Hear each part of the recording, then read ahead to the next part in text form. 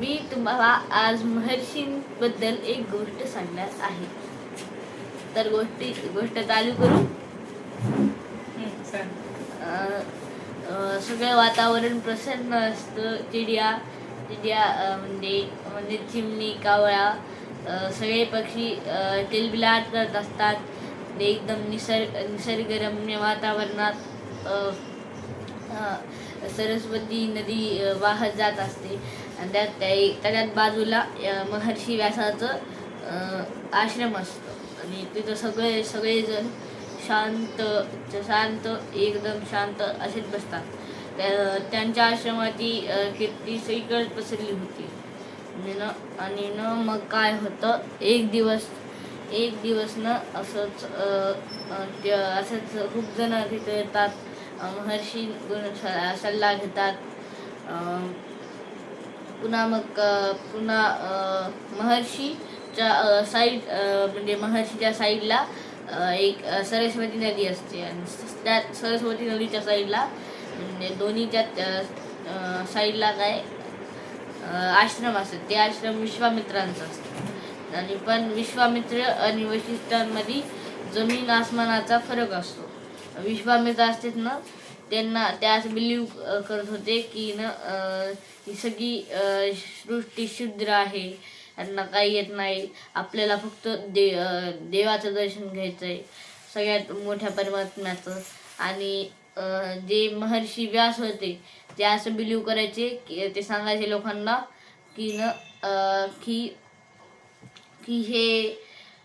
हे जगत म्हणजे जगतामध्ये देव आहे, आपल्यामध्ये पण देवच आहे. मग आपण ह्या शरीराची सेवा केली की ती देवाचीच सेवा झाली. आणि ते असंच सांगत होते. एवढा फरक होता. आणि महर्षी व्यास देवाला असे एक चित्त होऊन असं तप करत होते. आणि जे होते ते विश्वामित्र ते देवाला पाहण्यासाठी तप करत होते. आणि मग महर्षीचं पण असं एकदम तेजस्वी रूप होतं. आणि त्यांचा एवढा तेजस्वी रूप होतं की ते सूर्याला पण लागलेलं एवढं त्यांचं तेजस्वी रूप होतं. आणि विश्वामित्राचं पण तेवढंच रूप होतं. पण जास्त जण विश्वामित्राच्या आश्रमात खूपच कमी जण जात होते. कारण त्यांचं एवढं तेज होतं की त्यांचा तेज बघूनच लोक त्यांचं पिहून पाडायचे. आणि मग त्यांच्या आश्रमात जास्त जण जात नव्हते. जास्त माणसं वशिष्ठ ऋषींच्या आश्रमात जायचे. कारण ते सांगायचे, आयुष्यातून मुक्त करायचे आपल्याला. म्हणजे चांगलं सल्ले द्यायचे लोकांना, चांगले. पण मग काय होऊ लागलं, मग महर्षी लोकांना असंच सांगत होते. मग नंतर विश्वामित्र होते ना, त्यांना असं जळू लागले. त्यांना वाटू लागलं, त्यांच्या मनात मत्सर क्लेश उत्पन्न होऊ लागला.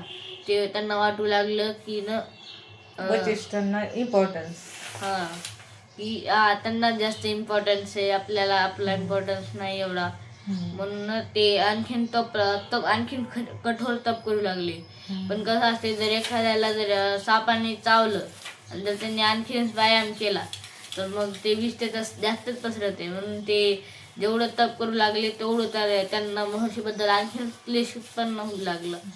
आणि मग काय झालं, एक दिवस त्यांना वाटलं की आपल्याला महर्षींना आपण रस्त्यातून हटवून टाकू, म्हणजे काढून टाकू. आणि नंतर मग त्यांनी काय केलं, त्यांना कळालं की म्हणजे त्यांच्या बाजूला एक माळ्यांची वस्तू होती. विश्वामित्रांच्या साईडला एक माळ्यांची वस्ती होती. त्या माळ्यांच्या वस्तीत एक मुलगी होती. ती रोज वशिष्ठांकडे जायची, त्यांच्याकडून चांगले सल्ले घ्यायची. आणि मग काय होते असं, मग ती मुलगी रोज इकडून तिकडे जात होती. मग विश्वामित्र तिला बोलले की तू माझ्याकडे ये. मग ती आली. आणि विश्वामित्र इकडे बोलले, म्हणजे मग ती आली. मग ती बोलली की काय झालं. मग ती बोलली, ते विश्वामित्र बोलले की तुला मी एक काम सांगितलेलं तू करशील का. ती बोलली हो, तुमच्यासारखं तपस्वीचं काम करणं माझ्यासाठी तर चांगलं असेल. तुम्ही स्वयं देवाला शोधायला. आणि मग ना मग ती मुलगी त्या मुलीला विश्वामित्र बोलले की तुला महर्षींचा वध करायचा आहे, महर्षी व्यासांचा. मग ती बोलली की महर्षी तर देवासारखे जाऊ, मग मी त्यांना का करू. तर तुम्ही देवाला शोधायलात पण ती तर स्वतःच देव येतं, देवासारखे देवा तुलनीय. आणि मग मी त्यांना नाही मारू शकत, हे माझ्याशी हे पाप कार्य होत नाही मला. मग काय झालं, त्यांनी ना असंच मग ना मग त्या मुली आणि मग नंतर मग त्या मुलीला वाटू लागली, मुलगी तर खतरनाक अडकली होती. इकडे विहीर, तिकडे इकडे आड तिकडे विहीर. मग कारण जर महर्षींचं ऐकलं नाही तर महर्षी तिला शाप देतील. म्हणजे विश्वामित्रांचं ऐकलं नाही तर विश्वामित्र त्यांना त्या मुलीला शाप देतील. आणि महर्षींचं ऐकलं नाही तर ते पाप होईल, म्हणजे महर्षींना जर तिने मारलं ते पाप होईल. मग ती दरवेळेस सल्ले घ्यायला महर्षी व्यासांकडे जात असती. आता तर ती जाऊ पण शकत नव्हती, कारण त्यांना तिला असं वध करायचं, मर्डर. आणि मग काय झालं, मग तिने काय केलं, ती तर कशी बशी गेली महर्षींकडे आणि म्हणाली ते सगळी घटना सांगितली. आणि मग महर्षी बोलले की मला हे वाटू शकत नाही, कारण विश्वामित्र माझा वध करू मला तर वाटत नाही, ते माझा वध करणारच नाही. नंतर ती मुलगी बोलली पण मग मी काय करू. ते बोलले तुला विश्वामित्रांनी जसं सांगितलं असेल तसं तू कर. मृत्यू कुणाला ना कुणाला येणारच असती आणि मृत्यू कोणी टाळू शकत नाही. असं कोण म्हणतं, वशिष्ठ त्या मुलीला सांगतात आणि बोलते तर की जर आत्म्याला जेवढी म्हणजे घाई होईल तेवढं ते मेल्याच्या नंतर ते देवाला भेटल. मग तिथं चांगली गोष्ट आहे, मी देवाला भेटेल. मग काय होते, वशिष्ठ ऋषी म्हणजे विश्वामित्रांनी त्या मुलीला सांगितलं असते, वशिष्ठ ऋषी जेव्हा एकटे फिरायला जातील तेव्हा तू काय कर, नदीच्या तिथं उडी मार आणि मला वाचा बोल. मग विश्वामित्र मग वशिष्ठ ऋषी उडी मारतील, तुला वाचवतील. आणि मग त्यात मी माझ्या तपदृष्टीने म्हणजे सरस्वती नदीचा प्रवाह सरस्वती वाढवत म्हणजे तुला पूर आणल. आणि मग ते म्हणजे महर्षी व्यासांवर मी दगड ठेवल आणि म्हणजे तिथे त्यांचा वध होईल, म्हणजे ते मरून जातील. आणि मग काय होतंय, ती तसंच मग तिला वशिष्ठ पण बोलले काय नाही तू कर त्यांचं ऐक. मग ती करती, मग ती खाली पडती. वशिष्ठांना माहित असते त्यांचा मृत्यू होणार आहे, तरी ते तिला वाचायला लागेल. आणि मग तिला उडी मारते तेव्हा ती मुलगी बाहेर आली. लगेच विश्वामित्र प्रवाह वाढवते नदीचा. आणि मग काय होतंय, नदीचा प्रवाह वाढवल्याच्या नंतर मग विश्वामित्र वाहत जायला लागते. सगळ्यांना वाटते विश्वामित्राचा मरतेच काय.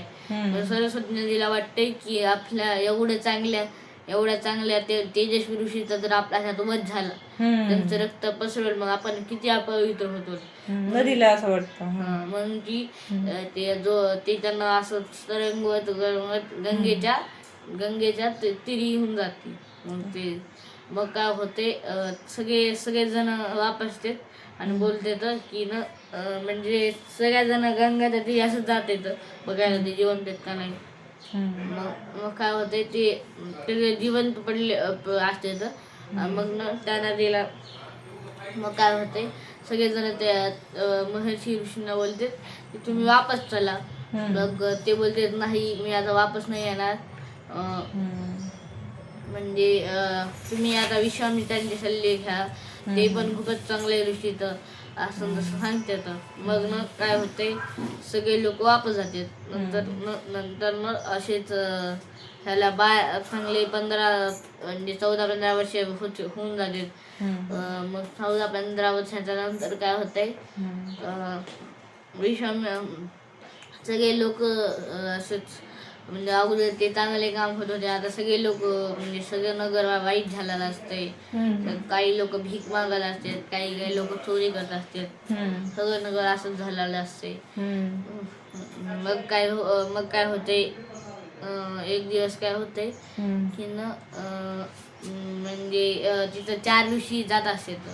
तर 4 ऋषींना बघते तर की सरस्वतीचं पाणी पण कडू लागत असते आता, खारट करू आणि म्हणजे सगळे लोक वाईट झालेले असतात. तर ते समजे त्यांचा सल्ले घ्यायला 5-6 ऋषी येते तिथं. आणि मग ना सगळ्या म्हणजे त्यांचे 4 ऋषींचे सल्ले घ्यायला तर माणसं यायला लागते. मग त्यातला एक काही म्हणजे सगळे माणसं म्हातारे झालेले असतात तिथं. म्हणजे 20 वर्षाचा म्हातारा आणि 20 वर्षाची म्हणजे 18 वर्षाची म्हातारी तर ते लग्न बघतात.